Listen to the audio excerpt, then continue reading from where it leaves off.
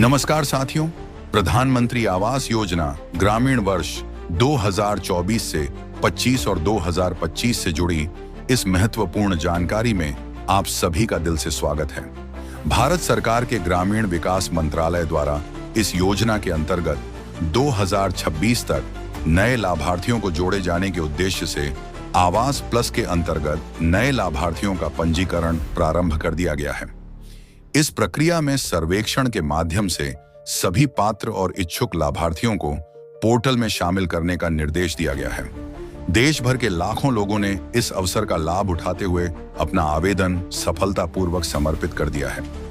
अब उन लाभार्थियों की सूची आधिकारिक रूप से प्रकाशित होनी शुरू हो चुकी है और उनके खातों में धनराशि स्थानांतरित करने की प्रक्रिया भी तेजी से आगे बढ़ रही है। साथियों, इस वीडियो के माध्यम से मैं आपको बहुत ही सरल और स्पष्ट भाषा में यह बताने वाला हूं कि पूरी प्रक्रिया क्या है, सूची कैसे देखनी है, कैसे पता चलेगा कि आपका नाम स्वीकृत हुआ है या नहीं, और अगर स्वीकृत हुआ है तो आपके खाते में पैसे कब तक पहुंचेंगे। इसलिए आपसे निवेदन है कि अंत तक इस जानकारी से जुड़े रहिए ताकि कोई भी जरूरी बात आपसे छूट ना जाए। सबसे पहले आपको यह जानना जरूरी है कि प्रधानमंत्री आवास योजना ग्रामीण का जो आधिकारिक पोर्टल है उसे अब सभी के लिए खोल दिया गया है।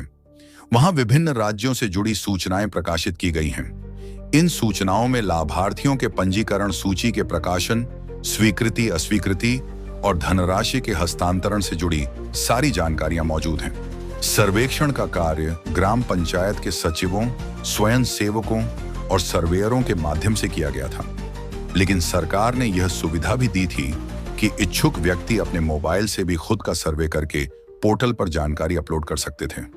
इन दोनों माध्यमों से पंजीकरण की प्रक्रिया लगभग पूरी हो चुकी है और अब पंचायत स्तर पर सूची सार्वजनिक की जा रही है।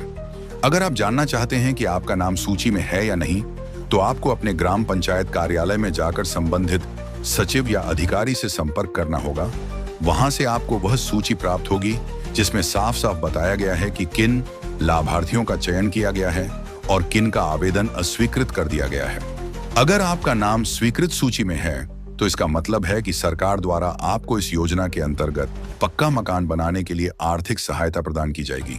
लेकिन अगर आपका नाम अस्वीकृत सूची में है तो भी घबराने या निराश होने की जरूरत नहीं है, क्योंकि अस्वीकृति का कारण भी आपको बताया जाएगा और अगर कोई गलती हुई है तो उसे सुधार कर आप फिर से आवेदन कर सकते हैं और इस योजना का लाभ दोबारा पा सकते हैं।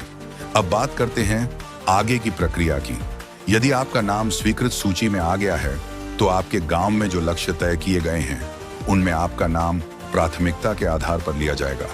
इसके बाद आपकी प्रोफाइल पोर्टल पर सक्रिय कर दी जाएगी और संबंधित अधिकारियों द्वारा फंड ट्रांसफर ऑन ऑर्डर यानी FTO और ऑर्डर शीट तैयार की जाएगी।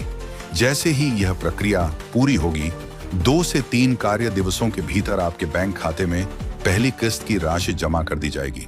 देश के अलग अलग राज्यों से जो जानकारी मिल रही है उसके अनुसार कई जगहों पर खातों का वेरिफिकेशन और ऑनर्ड शीट जनरेट करने का काम तेजी से चल रहा है। आप चाहे तो पोर्टल पर जाकर यह देख सकते हैं कि किस राज्य में कितने लाभार्थियों के खाते सत्यापित हो चुके हैं, कितनों को पहली किस्त जारी हो चुकी है और प्रक्रिया किस राज्य में किस चरण पर पहुंची है। यह सारी जानकारी आपको आसानी से उपलब्ध हो जाएगी। इस योजना के तहत लाभार्थियों को 3 किस्तों में सहायता राशि दी जाती है। पहली किस्त के बाद जब लाभार्थी मकान बनाने का काम शुरू कर देता है और पंचायत स्तर पर उसकी प्रगति की पुष्टि हो जाती है, तभी दूसरी किस्त जारी की जाती है और जब मकान पूरी तरह से बन जाता है तब तीसरी और अंतिम किस्त भी लाभार्थी के खाते में भेज दी जाती है। सरकार का उद्देश्य है कि ग्रामीण भारत में हर पात्र परिवार को एक पक्का, सुरक्षित और सम्मानजनक घर मिले ताकि उनका जीवन स्तर सुधर सके और वे आत्मनिर्भर बन सकें। अगर आपने भी आवेदन किया है और आपका नाम सूची में आ चुका है तो अब आपको पूरी जानकारी के साथ धैर्यपूर्वक आगे की प्रक्रिया का पालन करना चाहिए ताकि बिना किसी परेशानी के आप इस योजना का पूरा लाभ प्राप्त कर सकें। यदि आपको यह जानकारी उपयोगी और भरोसेमंद लगी हो तो आपसे निवेदन है कि इस वीडियो को लाइक करें और इसी तरह की महत्वपूर्ण जानकारियों के लिए हमारे चैनल को सब्सक्राइब जरूर करें।